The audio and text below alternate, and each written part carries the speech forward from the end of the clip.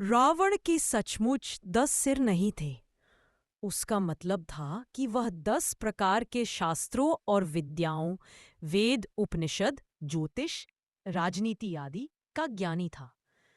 कुछ कथाओं में यह भी कहा जाता है कि वह अपना रूप बदल सकता था, इसीलिए कभी-कभी 10 सिर वाला रूप दिखाता था। रावण ने कैलाश पर्वत उठाने की कोशिश की थी, तब शिव ने अपने पैर से दबा दिया। उस समय रावण ने अपनी नसें काटकर वीणा बनाई और शिव की स्तुति की। प्रसन्न होकर शिव ने उसे चंद्रहास नाम की दिव्य तलवार दी। रावण को ग्रह नक्षत्रों का इतना ज्ञान था कि उसने अपने पुत्र मेघनाद इंद्रजीत के जन्म के समय सारे ग्रहों को सही स्थिति में खड़ा कर दिया।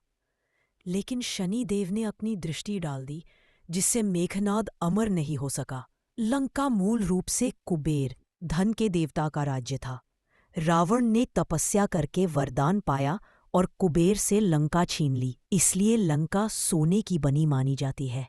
रावण ने कभी सीता को बलपूर्वक छूने की हिम्मत नहीं की, क्योंकि उसे वरदान था कि यदि वह किसी स्त्री के साथ जबरदस्ती करेगा तो तुरंत भस्म हो जाएगा। इसलिए उसने सीता को अशोक वाटिका में रखा और शादी के लिए राजी करने की कोशिश की। रावण जानता था कि उसकी मृत्यु श्री राम के हाथों ही होगी। वह चाहता था कि मरने के बाद उसका नाम सदियों तक याद रहे। इसलिए उसने कभी भी राम से क्षमा मांगने या सीता को तुरंत लौटाने की कोशिश नहीं की। राम ने लक्ष्मण को कहा था कि युद्ध भूमि में अंतिम समय में जाकर रावण से ज्ञान लो। रावण ने मृत्यु से पहले लक्ष्मण को राजनीति और जीवन के गहरे उपदेश दिए। रावण ब्राह्मण वंश का था। उसके पिता ऋषि विश्रवा, ऋषि पुलस्त्य के पुत्र और माता कैकसी थी।